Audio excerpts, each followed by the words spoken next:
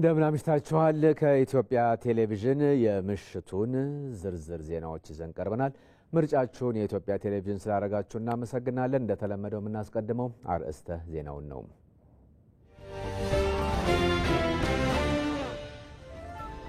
አርዕስተ ዜናም ጠቅላይ ሚኒስትር አብይ አህመድ ከሶማሊያ ፌዴራል ሪፐብሊክ ፕሬዝዳንት ሐሰን ሼክ መሐሙድ ጋር ተወያዩ።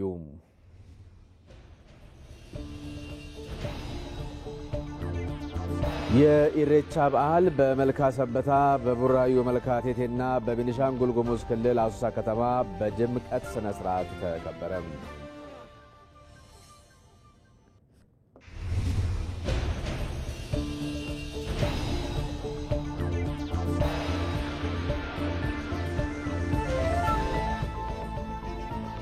በዘንድሮ የመኸር እርሻ ከ20 ሚሊዮን ሄክታር በላይ መሬት በሰብል መሸፈኑን የግብርና ሚኒስትሩ አዲሱ አረጋ ተናገሩ።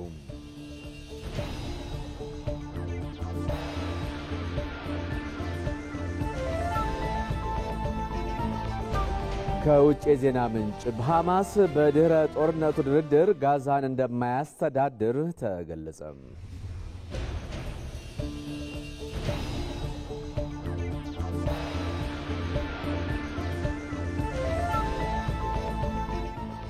ተመስገን በየነ ነኝ። በመጀመሪያም ጠቅላይ ሚኒስትር አብይ አህመድ ከሶማሊያው ፌዴራል ሪፐብሊክ ፕሬዝዳንት ሐሰን ሼክ መሐሙድ ጋር ተወያዩ። ጠቅላይ ሚኒስትር አብይ በማህበራዊ ትስስር ገጻቸው ላይ ባሰፈሩት መልእክታቸው ዛሬ ከሶማሊያ ፌዴራል ሪፐብሊክ ፕሬዝዳንት ሐሰን ሼክ መሐሙድ ጋር በሁለትዮሽና ቀጠናዊ ጉዳዮች ላይ ተወያይተናል ብለዋል።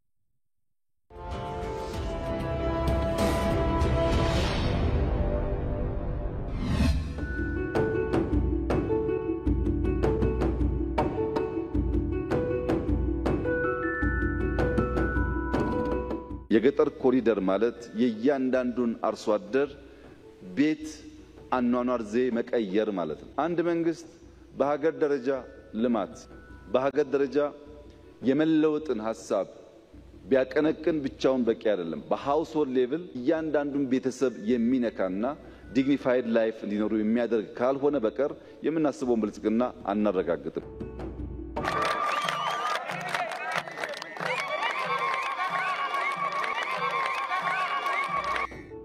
ለከተማ የህልውና ዋስትና የሆነው የገጠሩ ማህበረሰብም በልፋቱ ልክ ሳይካስ በትጋቱ ልክ ሳይታደስ ዘመናት ቢያስቆጥርም ከእንስሳቶቹ ጋር ታዛ እየተጋራ የኑሮ ልኩን ሳያበጅ ዘመኑን እንዳይፈጅ መላ ተበጅቷል። ከተሞችን ከመጪው ዘመን ጋር በማረቅ ላይ ያለው የኮሪደር ልማት እሳቤው ኪሎሜትሮችን አቋርጦ የገጠርን መልክ ሊያስናፍቅ አርሶ አደሩ ደጅ ደርሷል።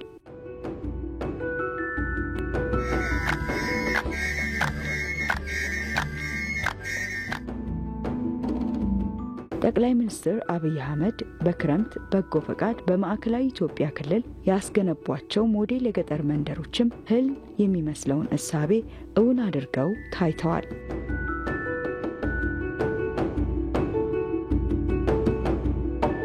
በክልሉ 4 ዞኖች ማለትም በስልጤ፣ ሀላባ፣ ሀዲያና ከምባታ ዞኖች የተገነቡት እነዚህ ሞዴል የገጠር መንደሮች አርሶ አደሩ ክብርና ዘመናዊነትን ከኑሮ ጋር መሳ ለመሳ እንዲያስብና እንዲተዋወቅ ምክንያት ሆነውታል።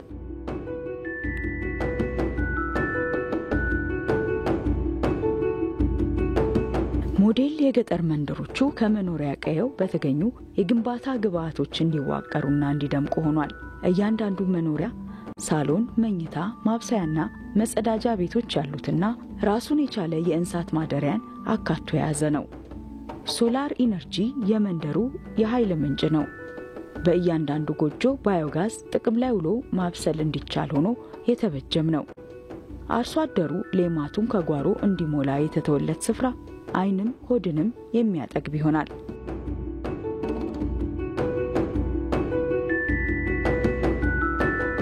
በትልቁ አገር የማላቅ ልፋት ውስጥ በገጠር ያሉ ዜጎች ኑሮና ደሳሳ ጎጆ መዳሰሱ ጓዳ ጎድጓዳቸው መታደሱ የዘመን ልክ ማሳያ እየሆነ መጥቷል።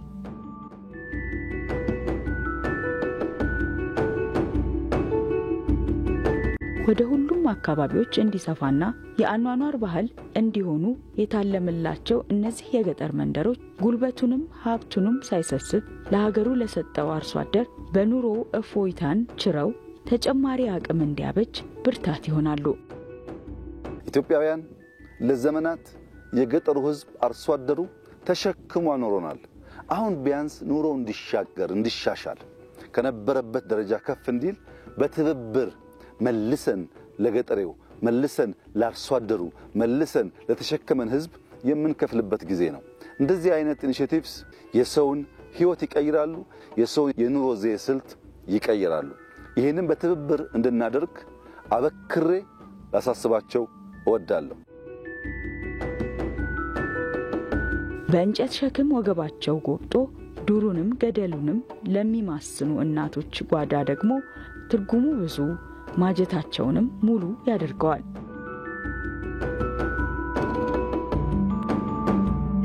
ታዲያ ድር ቢያበር እንዲሉ ይህን የገጠር ፍንጣቂ ብርሃን ለሌሎች እንዲደርስ የማያስተኛ የጋራ የቤት ስራን የተወለን ሆኗል።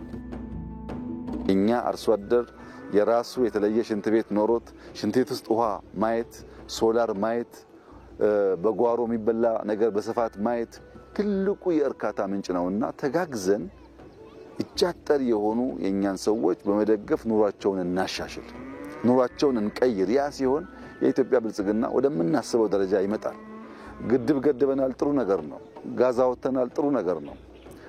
ትላልቅ ፕሮጀክቶች የሰራን ጥሩ ነገር ነው። ግን ያ ነገር እያንዳንዱ ሃውስሆልድ ውስጥ መገለጥ አለበት።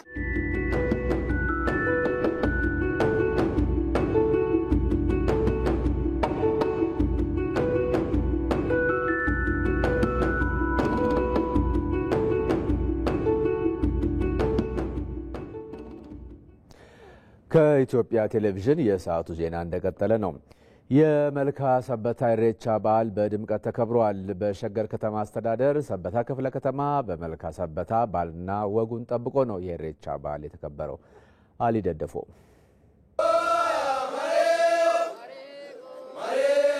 አሁን የምንገኝበት በሰበታ በመልካ ሰበታ ኢሬቻ ነው። ይህ የመልካ ሰበታ ኢሬቻ መች እዚህ ኢሬቻ ስርዓት መከናወን እንደተጀመረና ስለ መልካ ሰበታ የመልካ ባለቤቶቹ ይነግሩናሉ። ወደ እነሱ ሄደን እስቲ ስለ ታሪኩ ከነሱ እንስማ። አብራችሁን ሁኑ። በገቴን ሲንገዘነሰ ከምነጋር የርቶ ነጋ ከም ኢሬቻ የተጀመረበት በ2003 ዓመተ ምህረት ነው የጀመርነው። ፊት አባታችን ድሮ እዚህ ኢሬቻ ያረጉ ነበረ። አሁን ደግሞ እግዚአብሔር ወደኛ እንትኑን ስለመለሰልን ወጉን ስለመለሰልን እኛ ደግሞ በአሁኑ ሰዓት በጥሩ ሁኔታ እንትን ኢሬቻ እየሄድን ነው። እግዚአብሔር የተመሰገነ ይሁን። ድሮ ተከልክለን ነበረ። ይህን ሲቄና ኢሬቻ ስናዝ እንደ አንድ ቆሻሻ ነበር የምታየው። ያ ሁሉ ቀርቶ ኢሬቻ ማለት ፍቅር ነው። ኢሬቻ ማለት መዋደድ ነው። ኢሬቻ ማለት አንድነት ነው። ኢሬቻ ማለት አንድ ህዝብን ሰብስቦ የማስታረቅ ነው። እግዚአብሔር የተመሰገነ ይሁን። አሁን ምስጋና አይተናል።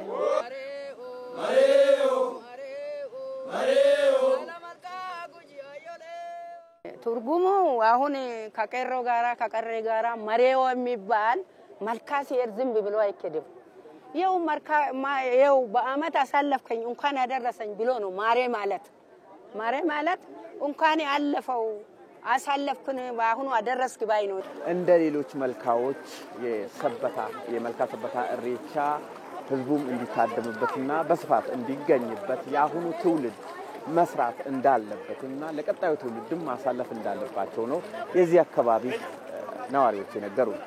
ይህንን በዓል ለማስቀጠል እኛ ከአባቶቻችን እንደተማርነው እንዳየነው ያንን ተረክበን ለወደፊትም እንቀጥልበታለን። ከኛ በታች ያሉትም ይህንኑ ስርዓት ጠብቆ እንዲቀጥሉ ሌሎች ብሔር ብሔረሰቦችንም ይህንን የተቀደሰና መልካም በዓል በጥሩ አመለካከት አይቶ ከኛ ጋር በየዓመቱ እንዲያከብሩ እኛም የነሱን በጋራ እንድናከብርና የሀገራችን ባህል የአፍሪካ የዓለም ባህል እንዲሆንልን እንፈልጋለን። ከኛ መጠበቀው እንደ ኦሮሞ ባህልም እንደ ህግም ልጆቻችን ወደዚህ ያልመጡ የኦሮሞ ህዝብ ብቻ ሳይሆን ሌላ ብሔርና ብሔረሰብ ራሱ የጋራችን እንደሆነና ለወደፊት እንደሚቀጥል ይሄን ለማለት ፈልጋለሁ።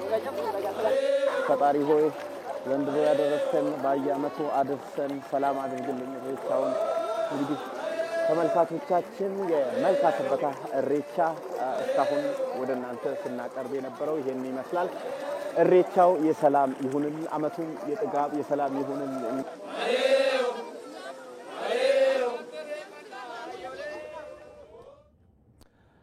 ይህ በእንዲህ እንዳለ የኢሬቻ በዓል በቡራዩ መልካቴቴ በተለያዩ ባህላዊ ስነ ስርዓቶች ተከብሯል። የሰላምና የህብረ ብሔራዊ አንድነት መገለጫ የሆነውን የኢሬቻ በዓል ባህልና እሴቱን ጠብቆ ለትውልድ ማስተላለፍ እንደሚገባም ነው የበዓሉ ተሳታፊዎች ለኢቲቪ የተናገሩት። አሳንቲ ሐሰን ነች ያነጋገረቻቸው። እነሆ ሀሳባቸው።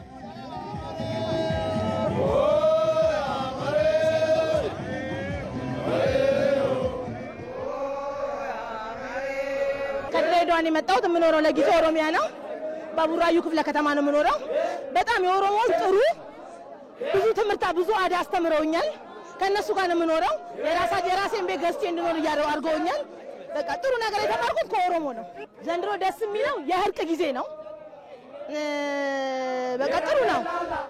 ሰውን በመከባበር እንኳን ለአመት አሸጋገረን የታመመ እንዲልልን ያለለለ እንዲወልድልን በማለት የመመረቅ ጊዜ ነው።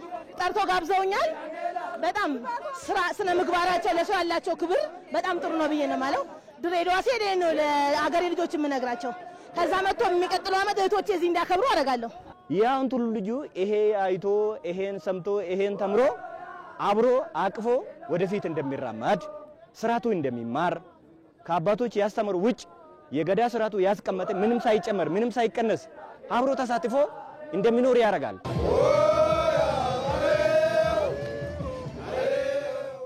በጣም ለየት ያለ ነው። ደስ ይላል። ሁሉ ሰው እንግዲህ ይሄው እንደምታይ ኢሬቻ ላይ ሁሉም እየተሳተፈ ነው ያለው። በጣም ደስ ይላል። ኦሮሞ ማለት ያው ሰላም ነው፣ ፍቅር ነው። ማንንም ሳይለይ የሰላም የፍቅር ኢሬቻ እንደሆነ ማንም ብሔር ብሔረሰብ መጥቶ የኛን ኢሬቻ በአንድነት አንድ ላይ እንድናምር። ኢሬቻ ማለት ሰላም ነው። ኢሬቻ ማለት ፍቅር ነው። ለምን አባይን ግድብ እንደጨረስነው ሁሉ አባይን ግድብ በአንድነት እንደጨረስነው ሁሉ ኢሬቻንም በአንድነት በሰላም በፍቅር መንግስታችንም ደግሞ እንደምንወደው እንደዚህ በየቦታ ኮሪደር ሰርቶልን እንዳማረ እንደሰመረ በጣም እንወደዋለን። የኦሮሚያ ፕሬዝዳንትም የጠቅላይ ሚኒስትራችንም በጣም በሰመረ በአማረ ሁኔታ እንወዳቸዋለን። ኑሩልን ሆራ ሌመና በዳዳ የነኑት ጋካ ኦሮሞት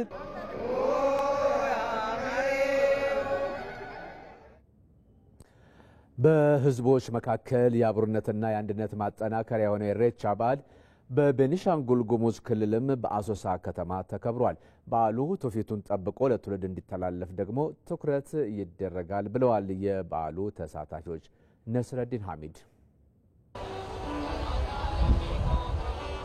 የህዝብና አብሮነት አንድነትን ሰላምንና ፍቅርን መተሳሰብን በሚያጠናክር መልኩ የኢሬቻ በዓል በቤኒሻንጉል ጉሙዝ ክልል አሶሳ ከተማ ተከብሮ ውሏል። ይህ በዓል በተለይ ደግሞ የተጣሉትን የሚታረቁበት በዓል መሆኑን የኢሬቻ በዓል ተሳታፊዎች ነግሮናል። አባገዳዎች በዚህ ቦታ ላይ ተገኝተው የተለያዩ መልእክቶችንም አስተላልፈዋል።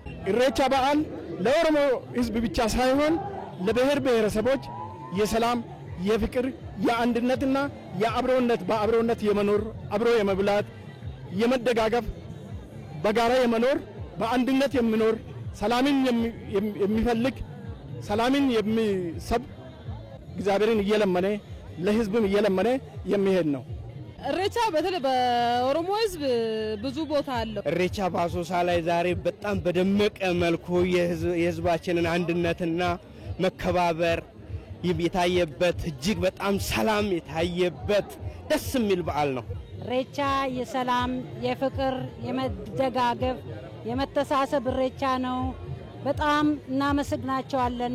ኢሬቻ ለወንድማማችነትና ለሀገራዊ ማንሰራራት በሚል መሪ ቃል በቤንሻንጉል ጉሙዝ ክልል በዛሬው ዕለት ተከብሮ ውሏል። ይህ ኢሬቻ በዓል ለትውልዱ ትውፊቱን ጠብቆ እንዲተላለፍ ልዩ ትኩረት እንደሚሰጠው የበዓሉ ተሳታፊዎች ነግረውናል። ለኢትዮጵያ ቴሌቪዥን ለተጠናከረው ዘገባ ነስረዲን ሐሚድ ነኝ ከአሶሳ።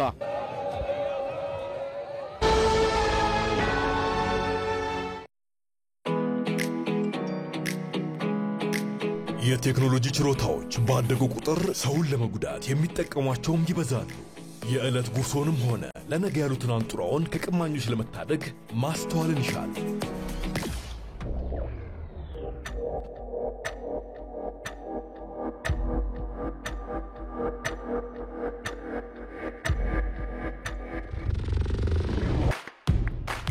ማንኛውንም መተግበሪያ ከአፕ ስቶርና ከፕሌይ ስቶር ብቻ በማውረድ የተቀበሉት ብር አካውንት ውስጥ መግባቱን በማረጋገጥ አጠራጣሪ ማስፈንጠሪያዎችን ወይንም ሊንኮችን ባለመንካት ያልተረጋገጠ የማህበራዊ ሚዲያ ንግድ ላይ ባለመሳተፍና የሐሰት ማስታወቂያዎችን ባለማመን ራስዎን ከመጭበርበር ይታደጉ። የኢትዮጵያ ንግድ ባንክ ሁሌም የሚተማመኑበት ባንክ።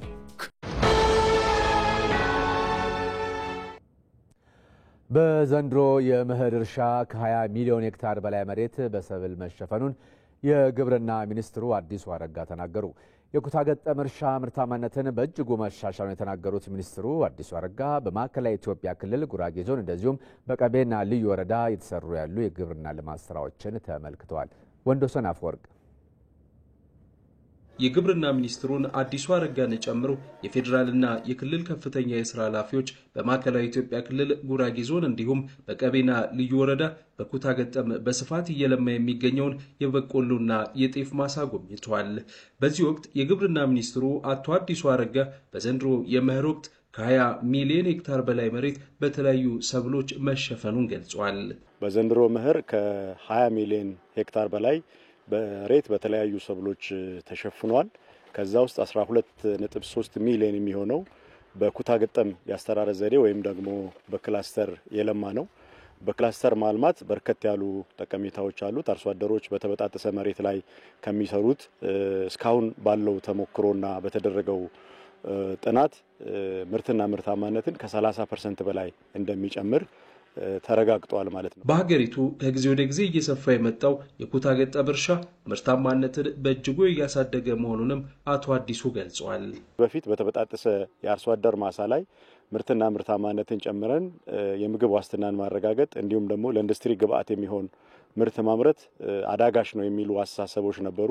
ነገር ግን የክላስተር ልማቱ ይሄን አስተሳሰብ መቀየር የቻለና በተጨባጭ አርሶ አደሮቻችን ተቀናጅተው ተናበው አንድ ላይ ያላቸውን ሪሶርስ በተለይም የመሬት ሀብታቸውን በማሰባሰብ እና በአንድ ላይ በመስራት ተጨባጭ ለውጥ ማምጣት የጀመሩበት ሁኔታ ነው ያለው ማለት ነው። በማዕከላዊ ኢትዮጵያ ክልል በዘንድሮ የመኸር ወቅት ከ54 ሚሊዮን በላይ ኩንታል ምርት ለመሰብሰብ ታቅዶ ሲሰራ መቆየቱን የተናገሩት በምክትል ርዕሰ መስተዳድር ማዕረግ የክልሉ ግብርና ቢሮ ኃላፊ ኦስማን ሱሩር በክልሉ ምርታማነትን ለማሳደግ የሚያስችሉ ስራዎች ተሰርተዋል ብለዋል።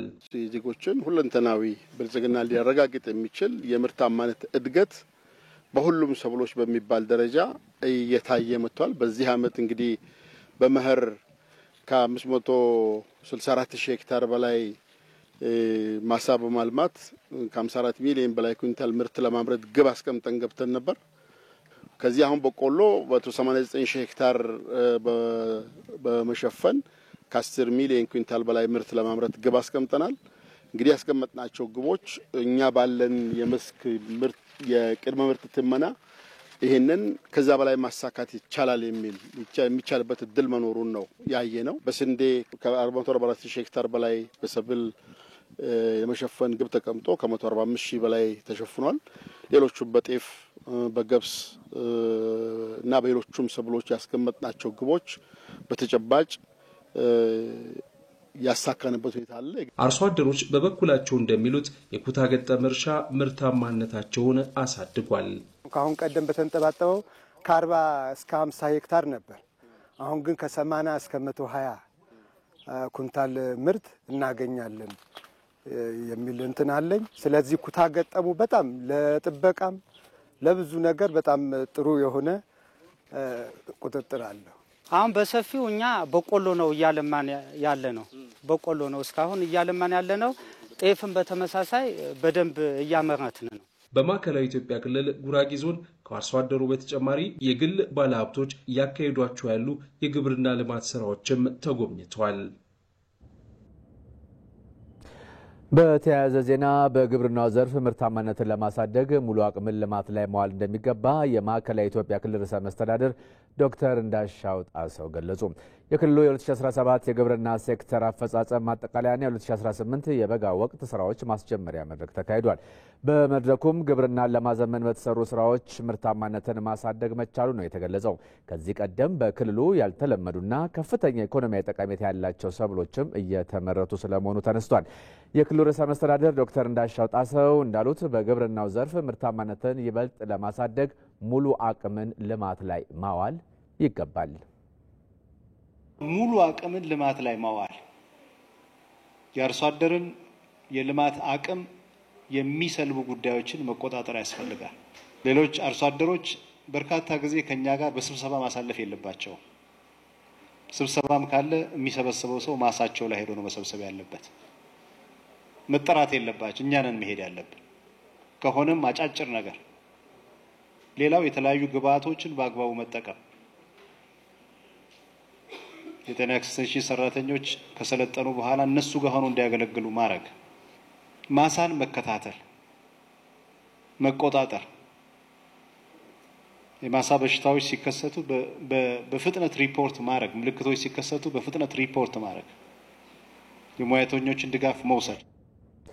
ሪፖርተራችን ወንዶሰን አፈወርቅ እንደዘገበው በመድረኩ የተሻለ አፈጻጸም ላስመዘገቡ መዋቅሮችና ግለሰቦች እውቅና ተሰጥቷል። በምክትል ርዕሰ መስተዳድር ማዕረግ የማዕከላዊ ኢትዮጵያ ክልል ግብርና ቢሮ ኃላፊ ኡስማን ሱሩር እንዳሉት በክልሉ እየታየ ላለው የምርታማነት እድገት አርሶ አደሩን ተጠቃሚ ማድረግ ተችሏል። በሁሉም የግብርና ምርቶች የምርታማነት እድገት በሁሉም የሰብልና የእንስሳት ምርቶች ታይቷል።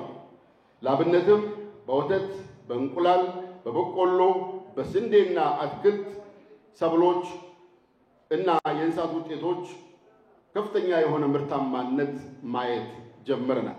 ይህ የምርታማነት እድገት በክልላችን በሁለት ዓመት ውስጥ በእንስሳት አርቢዎች ባለቤትነት 8 መካከለኛና አነስተኛ የወተት ማቀነባበሪያ ኢንዱስትሪዎች በአርሶ አደሮች ባለቤትነት ስራ ማስጀመር ችለናል።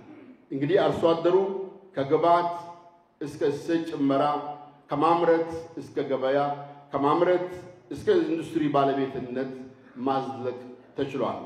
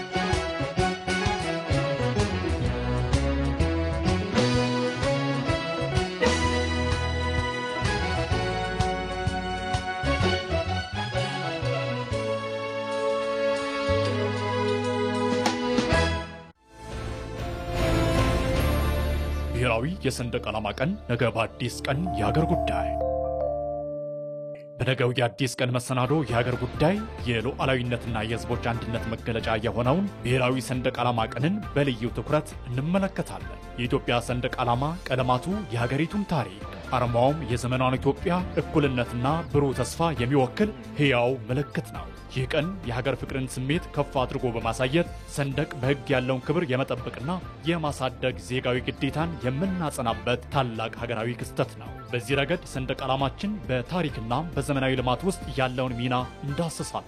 በተጨማሪ ሰንደቅ ዓላማው ምንጊዜምና የትም ቦታ የማይወርድለት ክብር የሚለውን መርህ መሰረት በማድረግ ከእንግዶች ጋር እንወያያለን። አድዋ የሀገርን ሉዓላዊነት ያስከበረ የአንድነት ድል ሲሆን ሰንደቅ ዓላማችን ደግሞ ይህንን ሉዓላዊነት በልማት ዘመን የማቆያና ለጠንካራ የወል ሀገራዊ ትርክት መሰረት የሚጥል የህዝብ መግባባት አርማ ነው።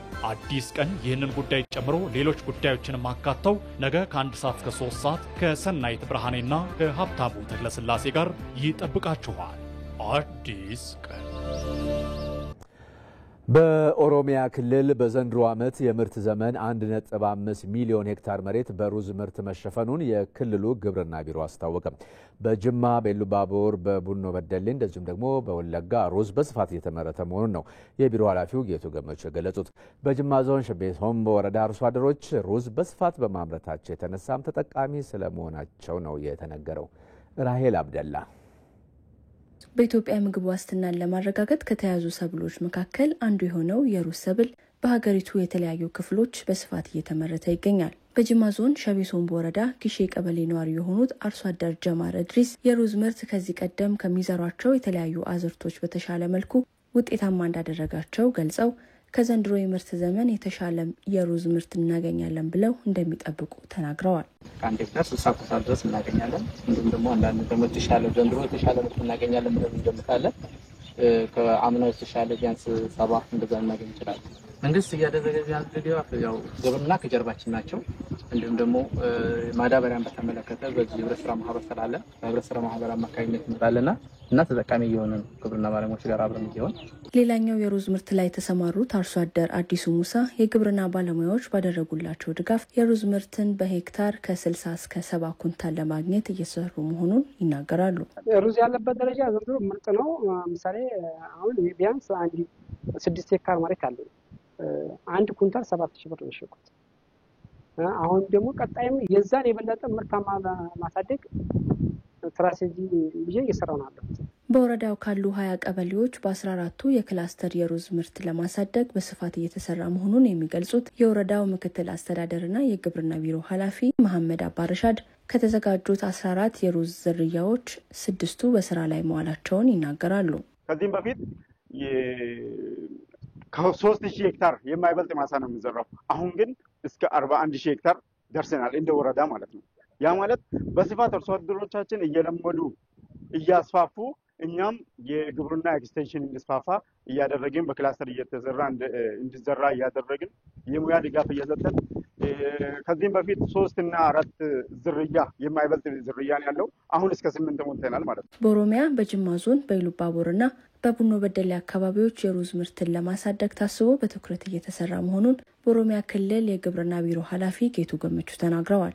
በየዓመቱ እየጨመረ መጥቶ 1.5 ሚሊዮን ሄክታር በሩዝ መሸፈን ተችሏል ማለት ነው። እንግዲህ ከሩዝ ጋር ተያይዞ ያለው ነገር አንዱ ዋና አድርገን እየሰራን ያለ ነው ከውጭ የሚገባውን እናስቀራለን የሚል ነው ማለት ነው። ሩዝ መፈልፈያ ማሽኖች አሉ። እነዛም ማሽኖች በጊዜ አርሶ አደሮቻችን በየቦታው ማቅረብ ከቻልን ከውጭ የሚገባውን ሙሉ በሙሉ የማስቆም አቅሙ ተፈጥሯል ማለት ነው። ይሄንን አይተን ነው እየሰራን ያለነው። ሰፋፊ እንቅስቃሴዎችን ጀምረናል እና እንቀጥላለን ማለት ነው። በ2017 የምርት ዘመን በኦሮሚያ ክልል በሩዝ ከተሸፈነ መሬት 52 ሚሊዮን ኩንታል በላይ ምርት ይገኛል ተብሎ ይጠበቃል።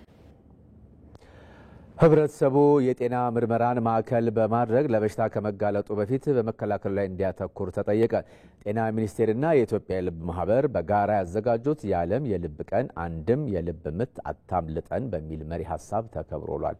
እድሉ ፈቀደ እመቤት ሰሙ የዓለም የልብ ቀንን በማስመልከት በተዘጋጀው መርሃ ግብር ላይ ከሌሎች ጓደኞቿ ጋር በመሆን የእግር ጉዞና የአካል ብቃት እንቅስቃሴ ስታደርግ አገኝተናታል። እመቤት ሰሙ ከልጅነቷ ጀምሮ የቶንሲል ታማሚ እንደነበረችና ከተወለደች ከ16 ዓመት በኋላ ህመሙ ቶንሲል ሳይሆን የልብ ህመም መሆኑን በሐኪሞች መረጋገጡን በመናገር ከእርሷ በመነሳት ተሞክሮዋን ለሌሎች ታጋራለች። ሌሎችም እንደኔ አይነት የልብ ታማሚዎች እንደዚህ አይነት ኬዝ የገጠማቸው ሰዎች ሰርጀሪ አርገው ከሰርጀሪ በኋላም እንደገና መድኃኒታቸውን ክትትላቸውን በዶክተራቸው በሐኪማቸው ክትትል እየወሰዱ ሕክምናውን እየተከታተሉ መኖር ይቻላል። በዚህ ደግሞ እግዚአብሔር ቀዳሚ ነው። ሁለተኛ ደግሞ የራስ ጥንካሬና የራስ ሰፖርቲንግ ያስፈልጋል።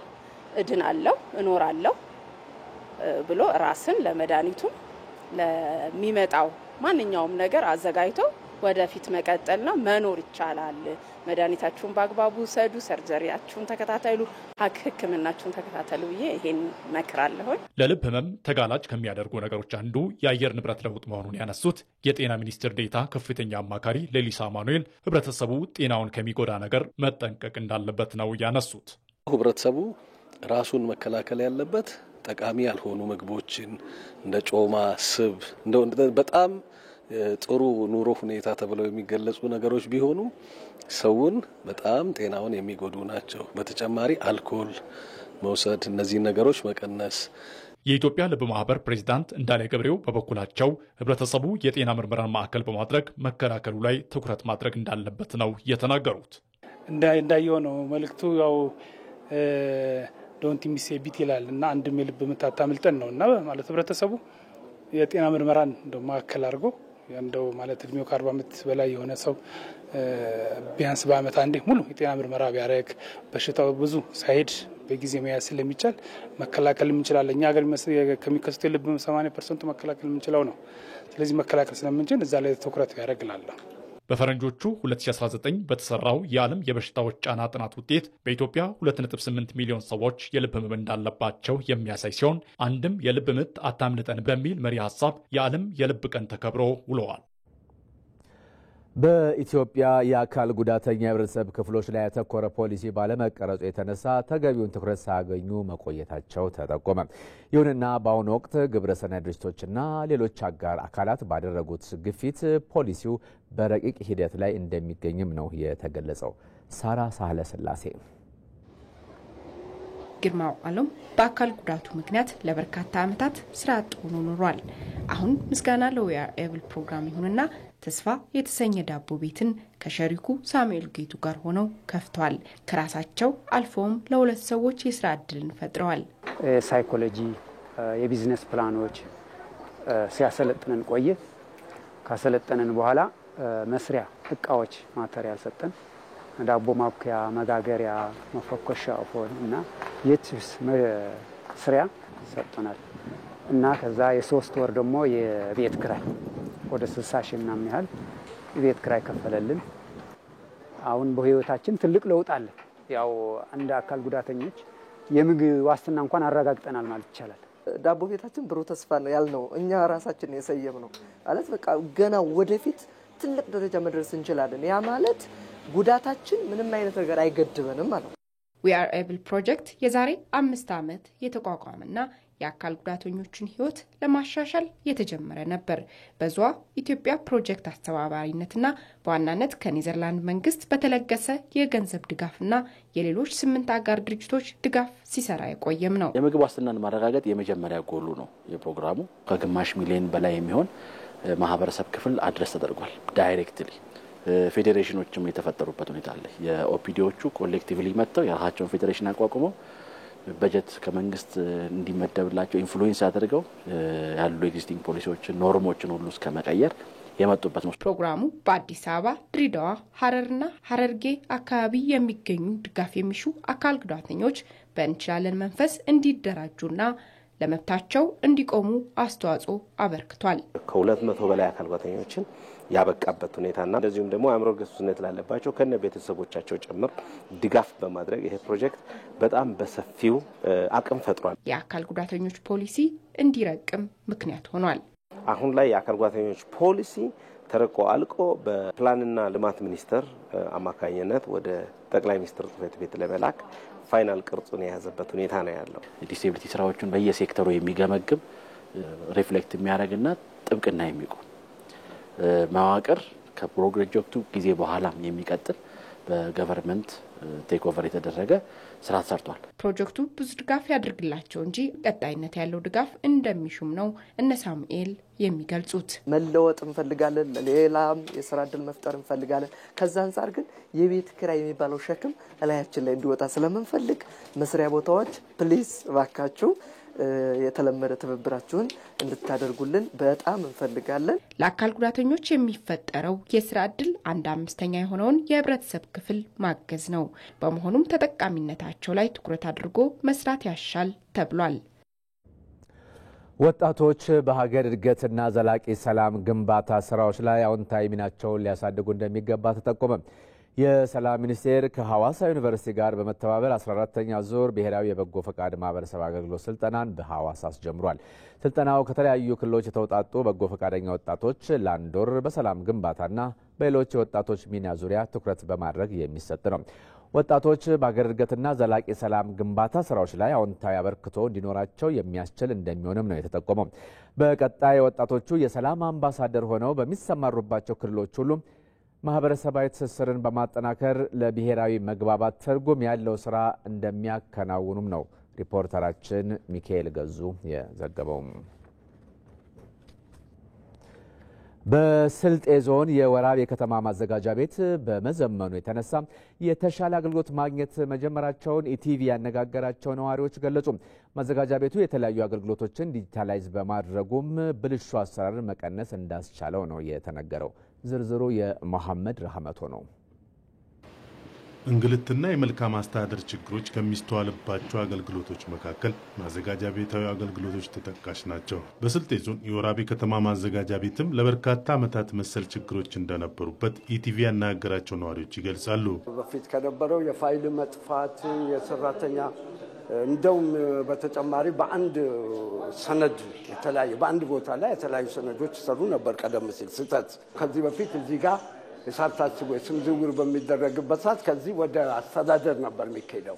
በፊት አስሬ የመመላለስ ሁኔታ በአጠቃላይ ልብ አድርቅ ነበር። በፊት አሰራሩ በፊት በጣም ፕሮሰስ አንድ ክፍል ተሸክማ የሄድክ በጣም ትቸገር ነበር። የለውጡ መንግስት በከተሞች አገልግሎቶችን ለማዘመን የጀመረውን ስራ ተከትሎ የወራቤ ከተማም ተግባራዊ ማድረግ መጀመሩ ይነገራል። የመሬት ነክ ስራዎችን ቶታሊ ወደ ዲጂታል ያደረግንበት ሂደት ነው ያለው። ከዛ ጎን ለጎን ደግሞ ኮንስትራክሽን ዘርፍ ላይ ከዚህ ከሬጉላቶሪ ወይም ደግሞ ፈቃድ አሰጣጥ ዘርፍን በሚመለከት ያው እሱንም ዲጂታል ያደረግንበት ሂደት አለ። ሌላኛው የመዘጋጃ ቤት አገልግሎት የገቢ አሰባሰብ ስራችንን በሚመለከት በዲጂታል አድርገን በዘመነ ስታይል ያው አገልግሎት እየሰጠን ያለንበት ሂደት ነው ያለው። ተቋም ላይ ያለው ፋይል ስካን አድርገን ማስቀመጥ ወደ ዲጂታላይዝ ለማስቀመጥ እስካን አድርገን አስቀመጥንበት ነው ያለው የነበረው። ከዛ አሁን ባለ ሁኔታ በእኛ ከተማ አስተዳደር በይዞታ ፋይል ያላቸው 12000 በላይ ይዞታ ማህደሮች እንዳሉ በሲስተም ላይ አስገብተናል። በዚህም አገልግሎት አሰጣጥን ዲጂታላይዝ በማድረግ ፈጣን አገልግሎት መስጠትና ብልሹ አሰራርን ማስቀረት እንደተቻለ ተገልጿል። በዲጂታል አገልግሎት ወደ 6400 የሚሆኑ ባለ ጉዳዮች በዚህኛው ሲስተም ውስጥ ተስተናግዷል። ወደ 3000 አካባቢ መሬት ባንክ በፕሎት ደረጃ ማለት ነው ባንክ አድርገን አገልግሎት እየሰጠን ያለበት ሂደት ነው ያለውና በአጠቃላይ ይሄን አገልግሎት መስጠት ከጀመረ ጊዜ ወዲህ ወደ 196 ሚሊዮን ብር በሲስተም ወይም ደግሞ ኦንላይን ሰርቪስ ላይ ብር መሰብሰብ የቻልንበት ሂደት ነው ያለው። የባለ ጉዳይ መመላለስ፣ የባለ ጉዳይ ቅሬታ የማቅረብ ሂደት ላይ አሁን ባለበት ሂደት ላይ እየቀነሰ የመጣበት ሂደት ነው ያለው። ባለሙያዎችና ባለ ጉዳይን ፊዚካሊ ሳይገናኙ በኦንላይን አገልግሎት ወደ መስጠት የመሸጋገር ሂደት አክቹአሊ ገብተን ይሄድንበት ያለ ሂደት ነው ያለው። የወራቤ ከተማ ማዘጋጃ ቤት ተገልጋዮችም የተሻለ አገልግሎት ማግኘት መጀመራቸውን ተናግረዋል። አሁን ሲስተም ውስጥ ከተገባ ወዲህ ግን በጣም መስተንግዶም ያለው መዋል ሁሉ ነገሩ ተቀይሯል። በአሁኑ ሰዓት እዚህ ጨርሱናል። ገቢውንም መከፈል የሚገባውንም የሽግግሩንም እዚህ ነው። እኔ በአሁኑ ጊዜ በጣም እጅግ በተቀላጠፈ ሁኔታ ነው እየተሰራ ያለው። የነሱ መስተንግዷቸው በጣም ምርጥ ነው። መጉላላት የለም። በጣም አስቸጋሪ ጉዳይ ካልሆነ ያው በአንድ ቀን በግማሽ ሰዓቱም በአንድ ሰዓቱም ጨርሶ የሚሰው አለ። በማዕከላዊ ኢትዮጵያ ክልል የወራቤ ከተማ ማዘጋጃ ቤት ተግባራዊ ባደረገው አገልግሎትን የማዘመን ስራ የተገልጋዮችን እርካታ ከማሳደጉም ባሻገር የተሻለ ገቢ አሰባሰብ እንዲፈጠር ያስቻለ መሆኑና በተግባሩም የተለያዩ እውቅናና ሽልማት ማግኘቱን ተጠቁሟል። የውጭ ዜና ሐማስ በድህረ ጦርነቱ ድርድር ጋዛን እንደማያስተዳድር የሐማስ ሰላም ተደራዳሪ ቡድን የቅርብ ሰው ተናገሩ። የእስራኤል ሐማስ የተኩስ አቁም ትግበራ ከጀመረ ከቀናት በኋላም ነው የሐማስ የሰላም ተደራዳሪዎች ቅርብ የሆኑት እኚሁ ምንጭ ይህንን ጉዳይ ይፋ ያደረጉት። ባለ 20 ነጥቡ የፕሬዝዳንት ዶናልድ ትራምፕ የእስራኤል ሐማስ ጦርነት ማብቂያ የሰላም ሐሳብ ሐማስ ትጥቁን እንዲፈታና ድህረ ጦርነት ጋዛን እንዳያስተዳድር ይጠይቃል። የጋዛን ሰርጥ የማስተዳደር ጉዳይ ለሐማስ የተዘጋ ጉዳይ መሆኑን ለኤፍፒ ተናግረዋል። የሐማስ የሰላም ተደራዳሪዎች ቅርብ የሆኑት እኚሁ ምንጭ በትራምፕ እቅድ መሰረትም ፖለቲከኛ ያልሆኑና ቴክኖክራቶች የሆኑ የፍልስጤማውያን ጊዜያዊ ኮሚቴ የጋዛን የዕለት ተዕለት የህዝብ አገልግሎቶች ያስተዳድራል ብለዋል ኤኤፍፒ በዘገባው። ምርጫችሁን የኢትዮጵያ ቴሌቪዥን ስላደረጋችሁ እናመሰግናለን። የጥቅምት 2 ቀን 2018 ዓ.ም የኢትዮጵያ ቴሌቪዥን የምሽቱን ዜና በዚሁ አጠናቀቅን። ተመስገን በየነ ነኝ። ሰላም።